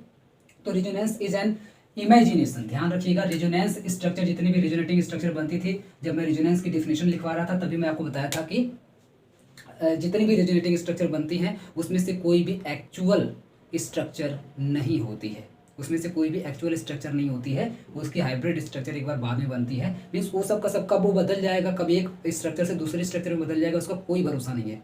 पाई बॉन्ड कब डीलोकलाइज हो जाएगा उसका कोई भरोसा नहीं है। तो वो इसलिए एक इमेजिनेशन की तरह से होता है। मीन्स हम लोग इमेजिन करते हैं कि ऐसा होता होगा कि पाई का चक्कर चलता होगा और चलते चलते इस तरीके से ढेर सारे स्ट्रक्चर बनते होंगे, एक तरह का इमेजिनेशन होता है। जबकि टाउटोमेरिज्म एक ऐसा प्रोसेस है जिसके अंदर जितनी भी स्ट्रक्चर बनती है वो सब की सब रियल होती हैं, यानी कि रियलिटी होती है, सच में वैसे कंपाउंड एग्जिस्ट करते हैं। बेंजीन का मैंने भी जितना भी आपको स्ट्रक्चर बताया, रेजोनेटिव स्ट्रक्चर, क्या पता कि उसमें जो बॉन्ड चेंज करके जो बन रही है, जो दूसरी बेंजीन बन रही है वो वाली एग्जिस्ट करती है कि ये वाली एग्जिस्ट करती है, या एक करती है या नहीं करती है, इसके बारे में कोई मतलब एग्जिस्टेंस का कोई वो नहीं है, मतलब कोई भी कंफर्म नहीं करती है नहीं करती है। ठीक है, जैसे अगर मैं इसमें लूँ, मैं एक एग्जांपल लिया हूँ कार्बन डाइऑक्साइड का। कार्बन डाइऑक्साइड की आप देखेंगे 3 यहाँ पे रेजोनेटिंग स्ट्रक्चर बनी हुई है, जो कि मैं आपको ऑलरेडी बना के दिखा चुका हूँ। तो आप देखेंगे कार्बन डाइऑक्साइड ऐसी होती है, ऐसी होती है या ऐसी होती है, हमको नहीं मालूम कैसी होती है, हमको नहीं मालूम कैसी होती है। यहाँ पे मैं प्लस माइनस लगाना भूल गया, तो ये ले रहा है तो इसके ऊपर माइनस चार्ज प्लस चार्ज, ये हो गया यहाँ पे ये हो गया यहाँ पे माइनस चार्ज और ये यहाँ पे प्लस चार्ज। ठीक है, इस तरीके से ये आप देखेंगे कि 3 इसकी स्ट्रक्चर बनती है। तो अब ये नहीं समझ में आ रहा है, ये तीनों ही इमेजिनेटिंग स्ट्रक्चर है, मीन्स इमेजिनेशन वाली स्ट्रक्चर है, कि ये यहाँ पे जो रेजोनेटिंग स्ट्रक्चर बन रही है इमेजिनेशन है। ये वाला कंपाउंड एग्जिस्ट करता है या नहीं करता है, इस पर डाउट है, अभी कन्फर्म नहीं होता कि है भी या नहीं है ना। जबकि टाउटोमेरिज्म, ये देखिए HCN है, तो HCN को हम लोग इस तरीके से भी लिख सकते हैं, और ये वाला कंपाउंड एग्जिस्ट करता है, केमिस्ट्री में अपने है बाकायदे एग्जिस्ट करता है, इसका केमिकल है। इसका मतलब ये हुआ कि ये बिल्कुल एग्जिस्ट करता है, रियलिटी है, जबकि ये आप देखेंगे इमेजिनेशन है। ये वाला कार्बन डाइऑक्साइड कहाँ मिलता है, अमेरिका में मिलता है कि किसी ऑस्ट्रेलिया में मिलता है, हमको नहीं मालूम। ये वाला कहाँ मिलता है हमको नहीं मालूम, है ना। मतलब ये इमेजिनेशन है, रियलिटी है। आगे अगर मैं इसमें बढ़ूँ तो resonance, in resonance canonical form, यानी कि ये जो यहाँ पे रेजोनेटिंग स्ट्रक्चर बन रही है उसी को कोनोनिकल फॉर्म भी बोलते हैं, on existence while tautomers do exist and remain at equilibrium. जैसा कि मैं इस पॉइंट को समझा दिया, ऑलरेडी समझा दिया इसी के अंदर, कि canonical form on existence means इसके एग्जिस्टेंस पर सवाल है कि होते भी या नहीं होते हैं। बस हम लोग इमेजिन करके ऐसा बॉन्ड को चेंज कर करके पाई बॉन्ड को डीलोकलाइज कर करके हम लोग बना देते हैं, लेकिन वो सच में होता नहीं होता है, वो उस पर सवाल है। दूसरी बात, टाउटोमर्स लेकिन यहाँ पे एग्जिस्ट करते हैं, सच में होते हैं। ये वाला भी HCN होता है, ये वाला भी HCN होता है, दोनों अलग अलग कंपाउंड की तरह से बिहेव करते हैं। ठीक है, तो ये हमारे पास कंपाउंड्स हैं, तो ये रियलिटी है और एग्जिस्ट करता है, और इक्विलिब्रियम यानी कि एकदम बिल्कुल कंपाउंड के फॉर्म में रहता है, जबकि ये वाला कंपाउंड के फॉर्म में अभी तक हमको नहीं मिला है, बस एक इमेजिनेशन है। नेक्स्ट पॉइंट की अगर हम बात करें तो electronic arrangement differs in resonance. Resonance के अंदर अगर आप देखेंगे तो इलेक्ट्रॉनिक अरेंजमेंट सिर्फ डिफर करता है। मीन्स आप देखेंगे अभी यहाँ पे 2 लोन पेयर था, 2 बॉन्ड था, और यहाँ पे आप देखेंगे कि अभी प्लस माइनस आ गया, और यहाँ पे 1 लोन पेयर बचा, यहाँ पे 3 लोन पेयर हो गया, यहाँ पर 3 लोन पेयर हो गया, यहाँ पे 1 लोन पेयर हो गया, और यहाँ पे भी फिर से प्लस माइनस आ गया और ट्रिपल बॉन्ड हो गया। तो आप देखेंगे इसी को बोलते हैं इलेक्ट्रॉनिक अरेंजमेंट। मीन्स जब बॉन्ड में गड़बड़ी हो या फिर इलेक्ट्रॉनों में गड़बड़ी हो तब बोलते हैं इलेक्ट्रॉनिक अरेंजमेंट गड़बड़ हो रहा है, डिफर कर रहा है।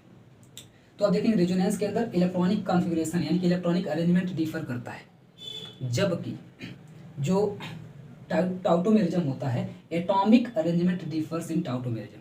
टाउटोमेरिज्म के अंदर एटॉमिक अरेंजमेंट सिर्फ डिफर करता है। एटॉमिक का मतलब है कि एटम ही चेंज हो जाता है। जैसे आप देखेंगे HCl ये फॉर्म इसका होता है, दूसरा फॉर्म ये होता है।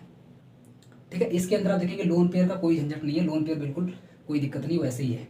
लोन पेयर या प्लस माइनस ऐसा कुछ इसमें नहीं आया है। आप देखेंगे ये भी कंपाउंड अलग होता है, ये भी कंपाउंड अलग होता है। हाँ, आप ये बोल सकते हैं कि यहाँ पे एक बॉन्ड कोऑर्डिनेशन में यहाँ पे चेंज हो गया है, लेकिन ये इलेक्ट्रॉनिक अरेंजमेंट के अंदर नहीं आएगा, क्योंकि इसके अंदर इलेक्ट्रॉन बिल्कुल वैसे के वैसे हैं, कोई दिक्कत इसमें नहीं है। ठीक है, तो आप बोलेंगे इसमें एटॉमिक अरेंजमेंट चेंज हो रहा है, मीन्स एटम ही चेंज हो जा रहे हैं, इधर उधर हो जा रहे हैं, और वो करके यहाँ पे आप देखेंगे बना रहे हैं, कंपाउंड अलग से बना रहे हैं। तो इसमें एटॉमिक अरेंजमेंट का चेंज आता है, डिफर करता है, जबकि इसमें आप देखेंगे इलेक्ट्रॉनिक अरेंजमेंट का डिफर करता है रेजोनेंस के अंदर।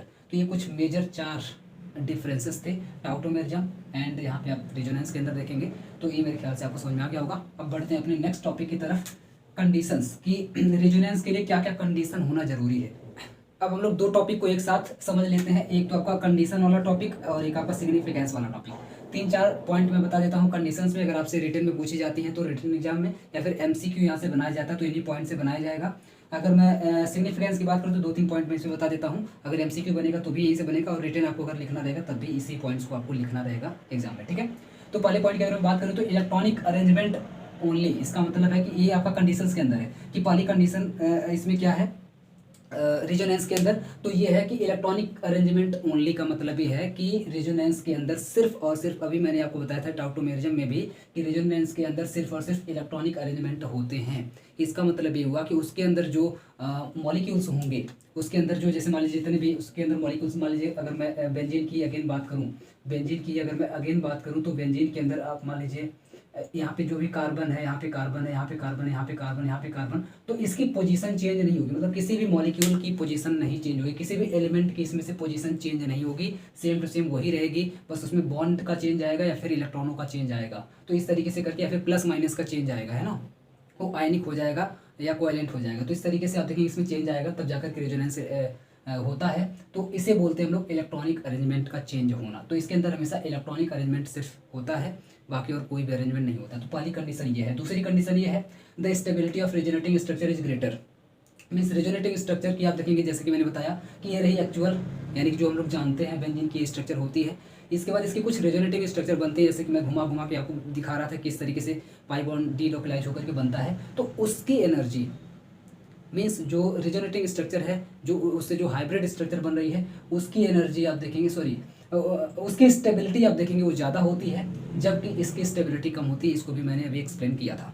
तो अगर आप कंडीशन की तीसरे पॉइंट में आप देखेंगे तो तीसरे पॉइंट में है कि पोलर स्ट्रक्चर की स्टेबिलिटी ज़्यादा होती है, नॉन पोलर की कम होती है। कैसे नॉन पोलर की कम होती है? मीन्स जैसे मैं आपको दिखा रहा था कि बेंजीन में जैसे आप देख रहे थे कि जैसे ही हम लोग पाई बॉन्ड को डीलोकलाइज कर रहे थे इसके ऊपर प्लस और माइनस आ जा रहा था। तो इसका मतलब ये जो प्लस माइनस वाली स्ट्रक्चर बन रही है ये ज़्यादा स्टेबल होगी, ये ज़्यादा स्टेबल होगी, जबकि पोलर स्ट्रक्चर जबकि नॉन पोलर स्ट्रक्चर यानी कि बिना प्लस माइनस वाली जो स्ट्रक्चर है वो कम स्टेबल होगी। तो एक पॉइंट आप ये लिख सकते हैं। दूसरा पॉइंट है कि जितनी ज़्यादा स्ट्रक्चर बनेगी, मोर number of resonance structure more will be it's stability. Means जितनी ज़्यादा स्ट्रक्चर बनेगी उतनी इसकी स्टेबिलिटी होगी। मीन्स अगर मान लीजिए कोई कंपाउंड 5 रेजोनेंस स्ट्रक्चर बनाता है और कोई दूसरा कंपाउंड 3 बनाता है, तो इसका मतलब होगा कि जो 5 बनाता है वो ज़्यादा स्टेबल होगा, जो 3 बनाता है वो कम स्टेबल होगा।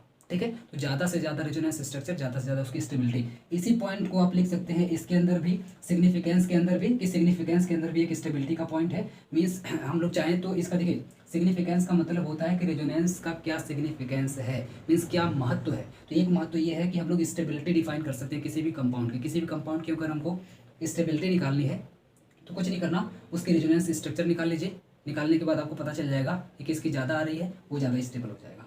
ठीक है, रेजोनेंस एनर्जी आप लोग कैलकुलेट कर सकते हैं एक्चुअल में से, जो हाइब्रिड स्ट्रक्चर की एनर्जी है उसमें से सब्ट्रैक्ट करके, घटा करके आप उसमें से रेजोनेंस एनर्जी को कैलकुलेट कर सकते हैं। तो एक इसका सिग्निफिकेंस यानी कि महत्व ये भी है।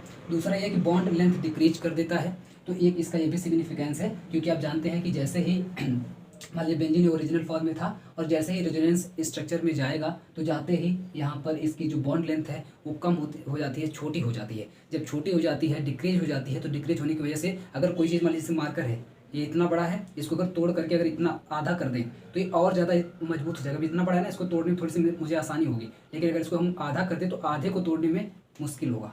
मीन्स जितना छोटा रहेगा उतना ज़्यादा मजबूत रहेगा, जितना ज़्यादा मजबूत रहेगा उतना ज़्यादा स्टेबल रहेगा।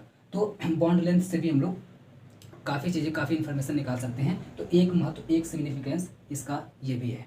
ठीक है, तो उम्मीद करते हैं कि कंडीशन और सिग्निफिकेंस आपको ठीक तरीके से समझ में आ गया होगा। अब बढ़ते हैं प्रीवियस ईयर क्वेश्चंस को। मैं यहाँ पे बोल करके आपको बता देता हूँ, क्योंकि लिखेंगे तो बहुत ज़्यादा टाइम भी लगेगी और काफ़ी क्वेश्चंस हैं।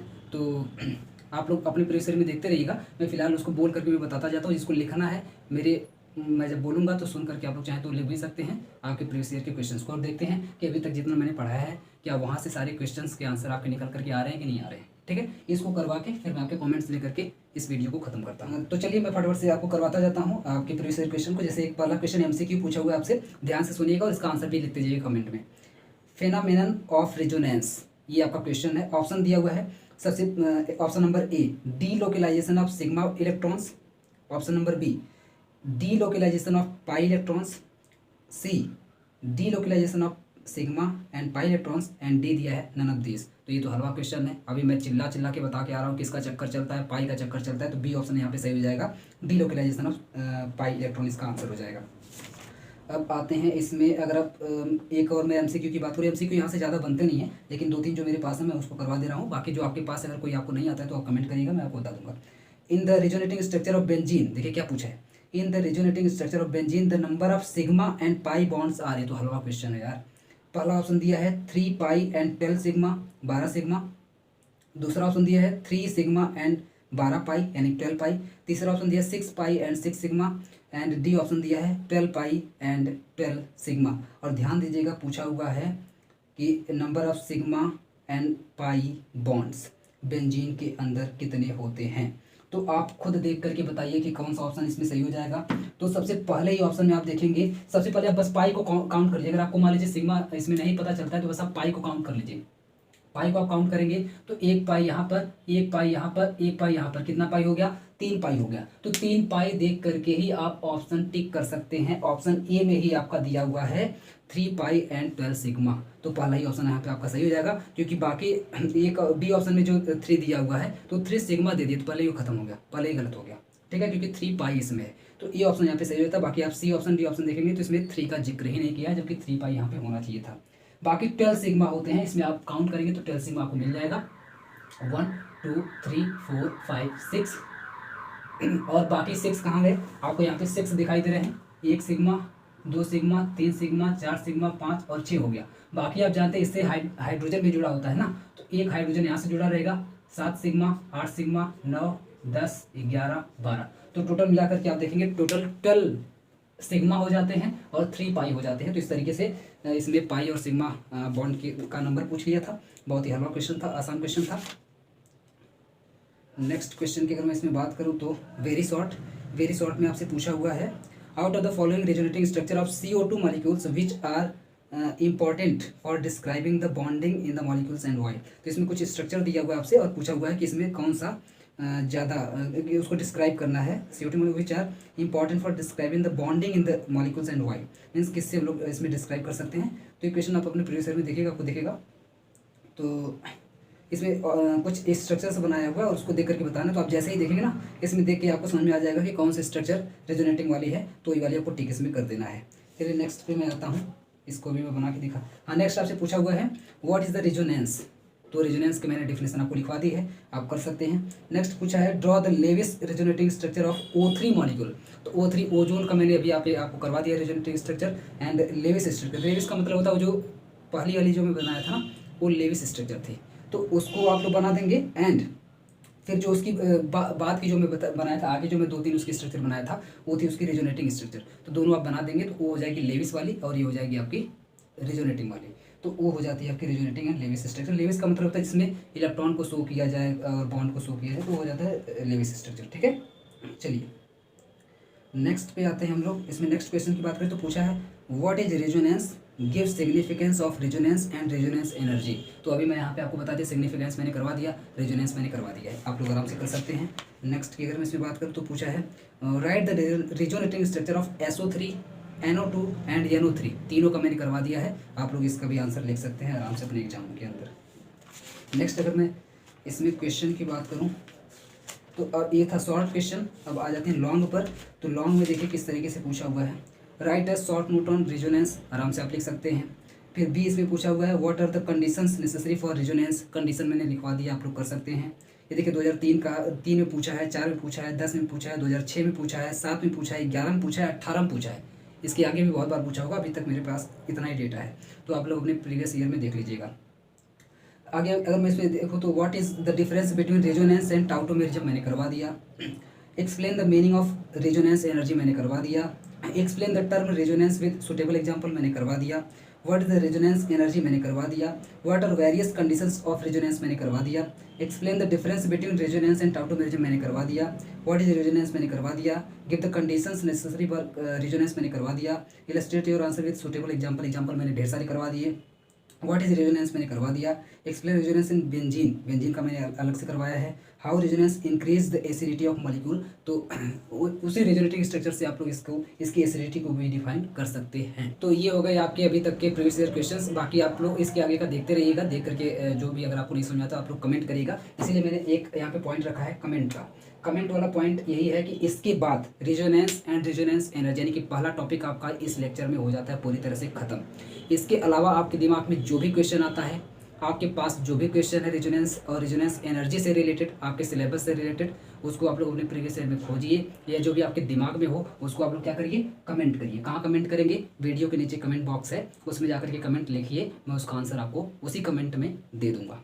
ठीक है। अगर इसके अलावा कुछ बचता है तो मेरे ख्याल से अभी तक तो मैंने सारा कुछ कवर कर लिया है। अगर कोई टॉपिक आपको नहीं समझ में आया है या कोई भी आपको क्वेश्चन पूछना हो या कुछ भी आपके दिमाग में चल रहा हो इस टॉपिक से related resonance and resonance energy से, तो प्लीज़ आप लोग यहाँ पे कमेंट करके मुझे बताइए। वीडियो के नीचे कमेंट बॉक्स में जाइए, आराम से अपनी समस्या को लिखिए और लिख करके मुझे सेंड करिए, मैं तुरंत आपका जवाब दूंगा। ठीक है। तो चलिए फिर मिलते हैं लेक्चर नंबर 4 में बहुत जल्दी एक नए टॉपिक के साथ, क्योंकि आपका रेजोनेंस एंड रेजोनेंस एनर्जी आपका खत्म हो चुका है पूरी तरह से सारे क्वेश्चंस के साथ। तो जल्दी ही मिलते हैं नए टॉपिक के साथ नेक्स्ट वीडियो में। तब तक के लिए बहुत बहुत धन्यवाद। अपना ख्याल रखिए।